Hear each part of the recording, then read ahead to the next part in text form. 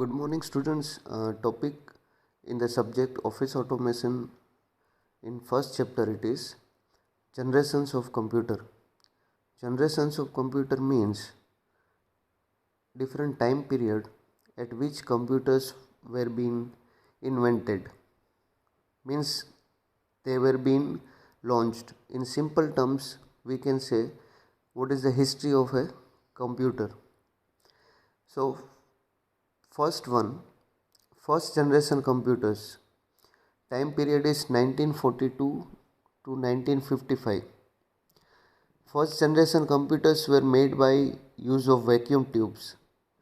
So first generation computers means in the year 1942 and 19 between 1942 and 1955, first generation computers were made, and at that time periods that computers were being made by vacuum tubes.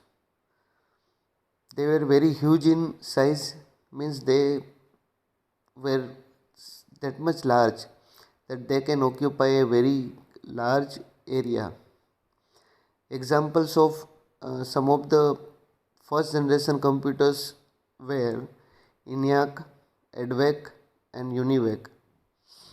So first generation computers, if you have to write examples, then these are the examples that first generation computers were made by vacuum tubes. In 1946, John Presper and John V. Mocelli developed the electronic numerical integrated computer, that is ENIAC. So first generation computers, who was the person who has invented this? That was John Presper Eckert, and John W. Mocelli developed the first computer in the world. In 1951, again a new computer was in first generation were being made, that was EDVAC, right? So the on off button switch off ability for the memory was required because EDVAC use binary numbers, that is 0 and 1 rather than decimal numbers.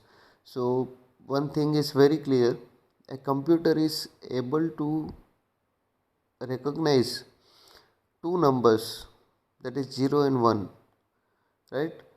So these are the numbers what a computers helps to process.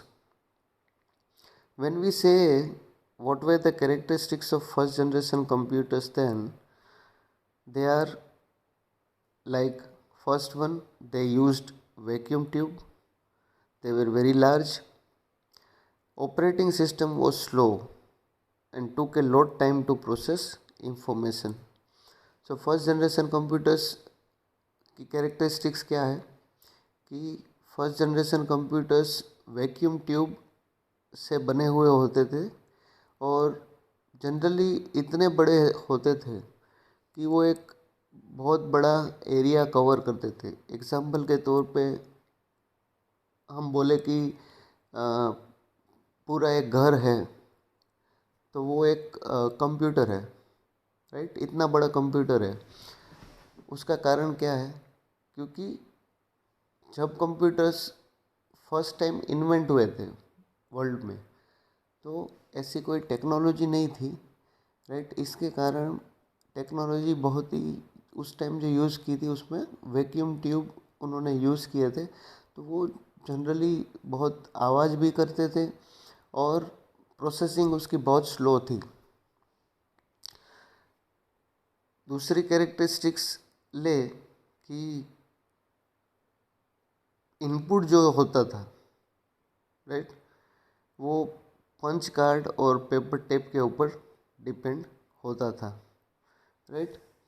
तो first generation computers जो थे उनकी characteristics अब अगर हमको लिखनी है तो हम इस तरह से लिखेंगे कि वो वैक्यूम ट्यूब से बने थे, राइट. उनकी साइज़ बहुत ज़्यादा थी और एक ज़्यादा एरिया कवर करते थे और वो वैक्यूम ट्यूब से बने हुए होते थे और उसमें इनपुट जो है वो पंच कार्ड और पेपर टेप के ऊपर डिपेंड रहता था.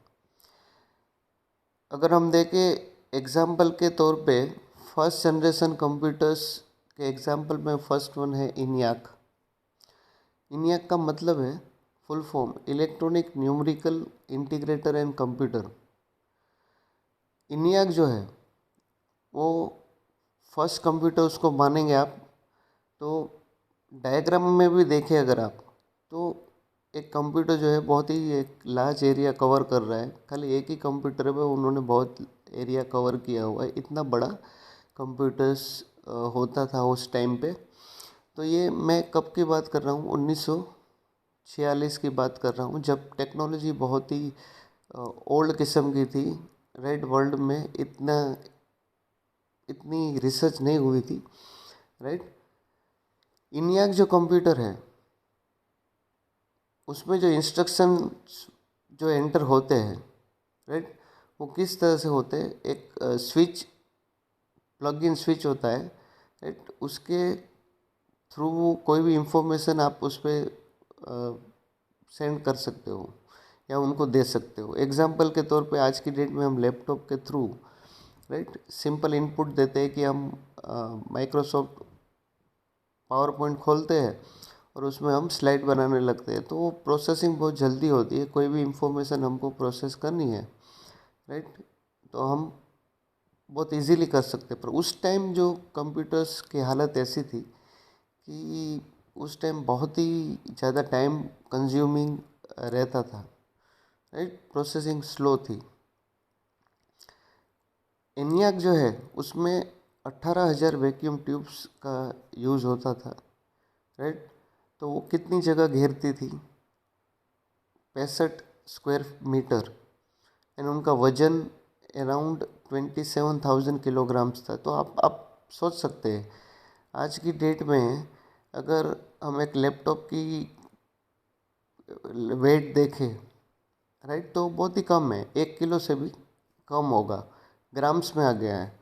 राइट, हम हमारे मोबाइल फ़ोन का एग्जांपल है, वो भी ग्राम्स में है। राइट, कॉम्पैक्ट हो गए हैं, वेट कम हो गया है। तो ये सब टेक्नोलॉजी जितनी आगे बढ़ी उसके कारण ये सब कुछ मुमकिन हो पाया।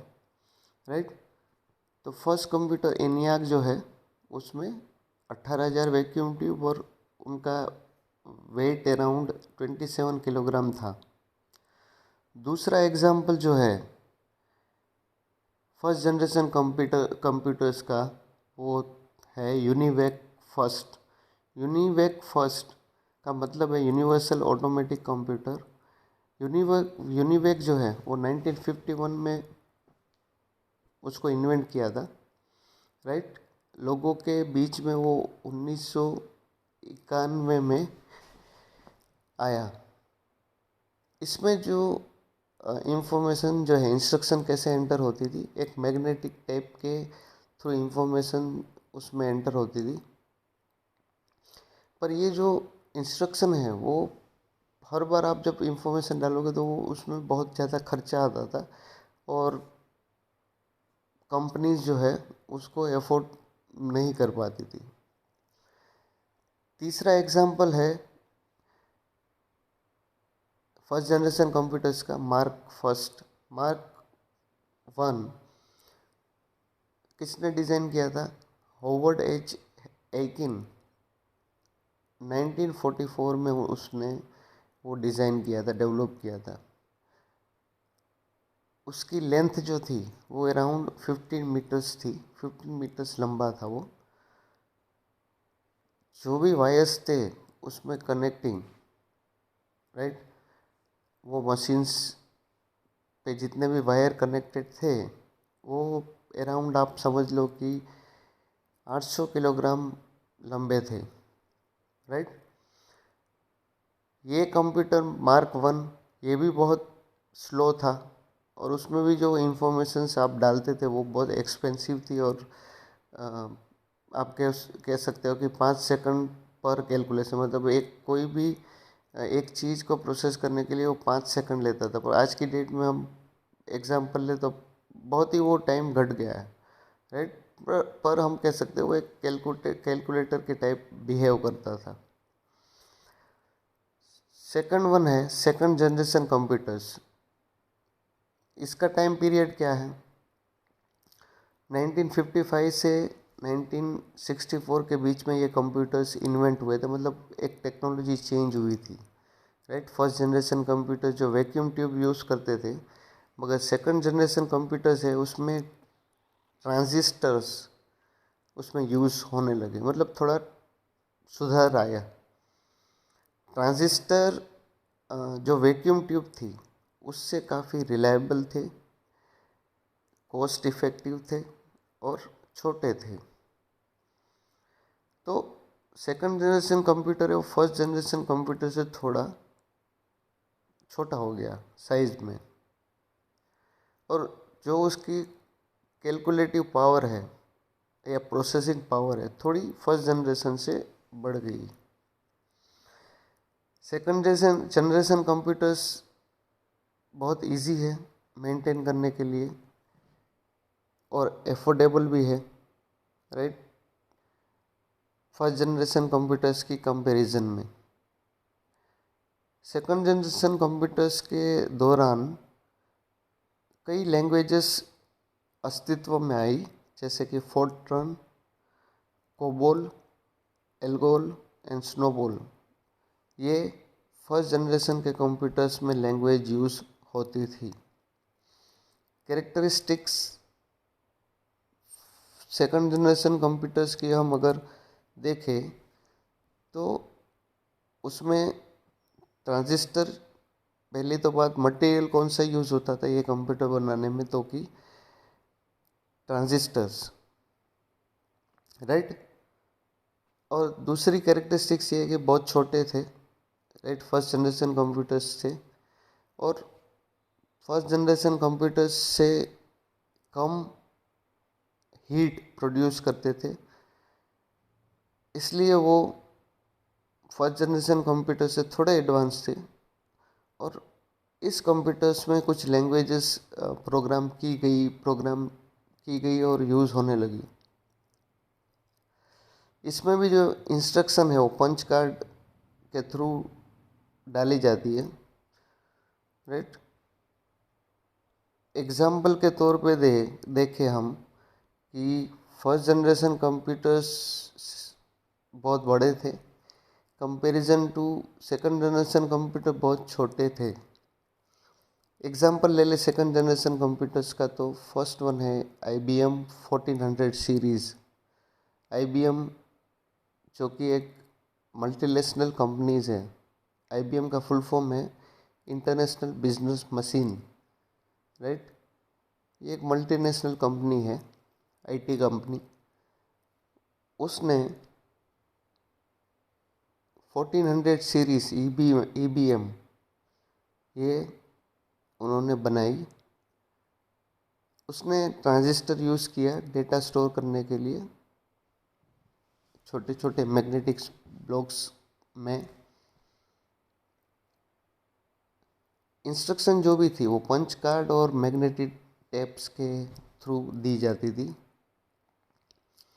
आउटपुट है वो भी पंच कार्ड में लिया जाता था, मैग्नेटिक टेप या स्पीड प्रिंटर के साथ में लिया जाता था। वो हर एक कैरेक्टर्स पे कैलकुलेशन परफॉर्म करते थे।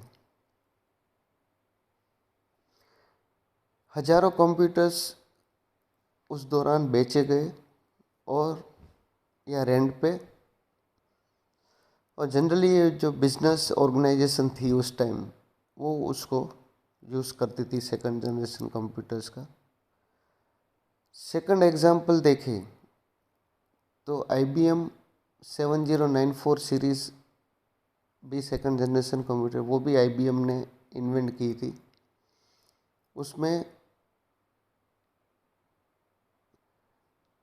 थोड़ी प्रोसेसिंग स्पीड जो है वो बेहतर थी। इसमें भी इंस्ट्रक्शन जो थे वो पंच कार्ड और मैग्नेटिक टेप्स के थ्रू दिए जाते थे।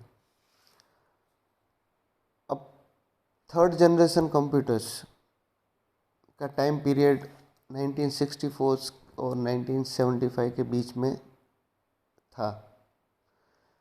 थर्ड जनरेशन कंप्यूटर्स में थोड़ा चेंजेस आया और उसमें integrated circuit they have started now using integrated circuit except transistors or vacuum tube. Vacuum tubes first generation, transistors second generation, and integrated circuit that we call it IC. Transistors way reduce in size, transistor जो थे वो थोड़े बड़े थे size में, पर जो IC है इंटीग्रेटेड सर्किट वो थोड़ा छोटा है साइज में। इंटीग्रेटेड सर्किट है वो एक सिलिकॉन चिप्स में डाले जाते हैं जिसको हम सेमीकंडक्टर कहते हैं, जो कि एक कंप्यूटर की स्पीड और एफिशिएंसी को इंक्रीज करता है। थर्ड जनरेशन कंप्यूटर्स हम देखें तो उसकी कैरेक्टरिस्टिक्स तो वो इंटीग्रेटेड सर्किट्स बहुत ही मेंटेन करने में फर्स्ट जनरेशन या सेकंड जनरेशन से बेहतर थे, थोड़े साइज में छोटे थे, रिलायबल थे और एफिशिएंट थे। थर्ड जनरेशन कंप्यूटर्स में स्पीड थोड़ी इंक्रीज हो गई है और अब कंपनियां उसको स्टार्ट करने लगी यूज़ करने के लिए, राइट। सो इसमें एग्जांपल जो है थर्ड जनरेशन कंप्यूटर्स का IBM system 360। Again third generation computers में IBM जो है कंपनी, उन्होंने लॉन्च किया था IBM system 360 model, right, integrated circuits और ट्रांजिस्टर्स के कॉम्बिनेशंस के साथ। It was compatible with other IBM system 360 machines. Programs written for an 360 machines were capable of running on another 360 machine as well. तो ये बहुत ही स्पीडियर थे comparison to second generation computers. Image में आप देख सकते हो, डायग्राम बैकग्राउंड में आपको दिखेगा, उसमें उस टाइम के third generation computers IBM system 360 का डायग्राम दिया हुआ है, वो आप देख सकते हो। सेकंड एग्जांपल है UNIVAC 1108, right. In addition to using IC and transistor, UNIVAC 1108 also had multiple CPUs, right? तो UNIVAC थर्ड जनरेशन कंप्यूटर्स में मल्टीपल CPUs हुआ करते थे। इसका मतलब ये है कि जो प्रोसेसिंग स्पीड है वो ज़्यादा बेहतर हो जाती है उस टाइम। IC जो है वो स्टोरेज के लिए यूज़ होता था डेटा, राइट। तो इससे यह फ़ायदा हुआ कि जो भी डेटा है वो स्पीडियर मिलने लगा, एक्सेस करने लगे। अब है fourth generation computers.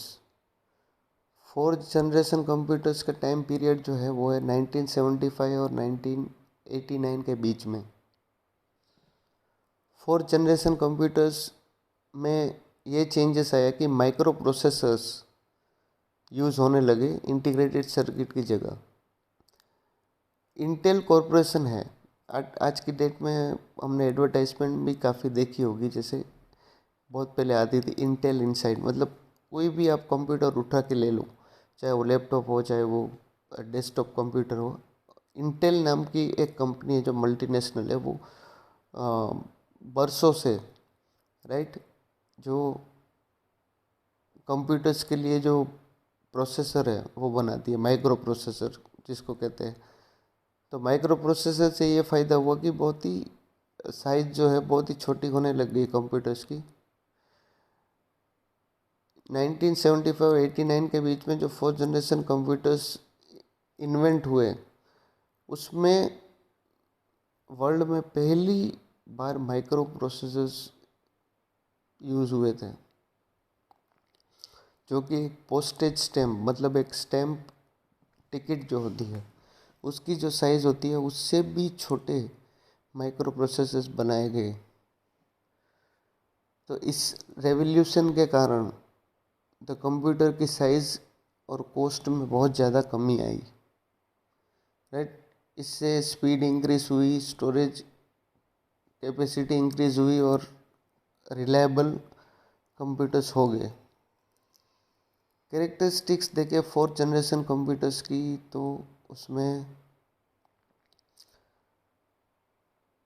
Micro processors use होते हैं, a type of very large scale integrated circuits which contain all component of a CPU on a single chip. मतलब एक चिप में, सीपीयू में जितने भी कंपोनेंट रहते हैं वो सारे उस चिप में आ जाते हैं।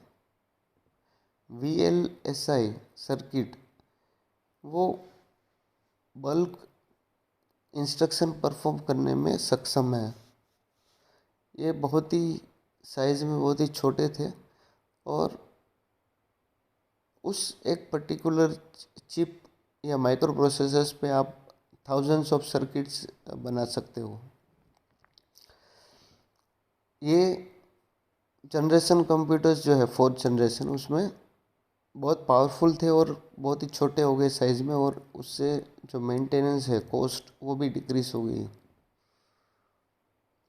एग्जाम्पल अगर हम देखें तो फोर्थ जनरेशन का फर्स्ट एग्जाम्पल है IBM PC।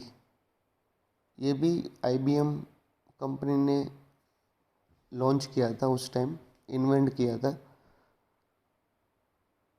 IBM PC जो है उसकी साइज़ जो है वो एक टाइपराइटर के जितनी थी। Computer had a black and white monitor, 2 floppy disk drive, a keyboard and dash operating system.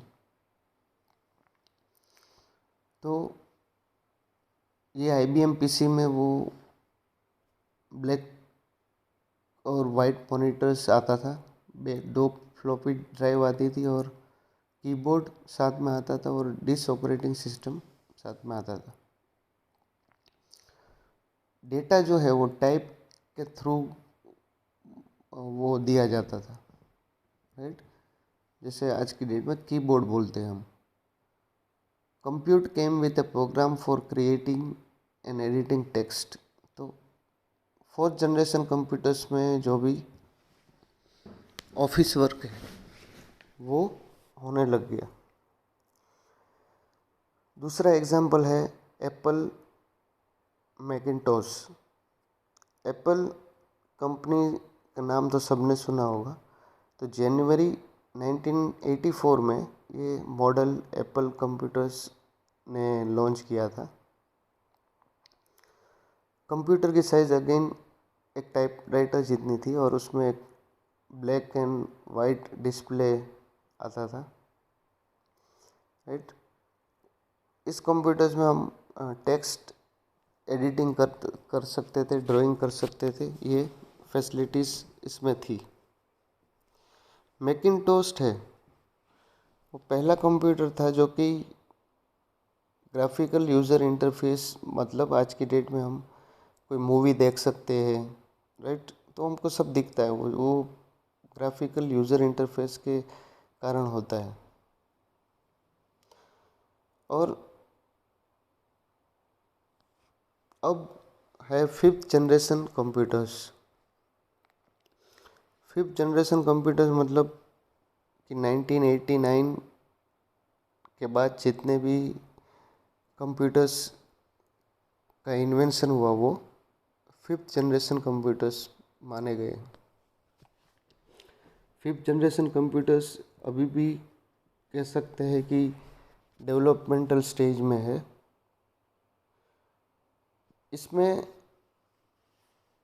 Ultra large scale integration होता है IC चिप में।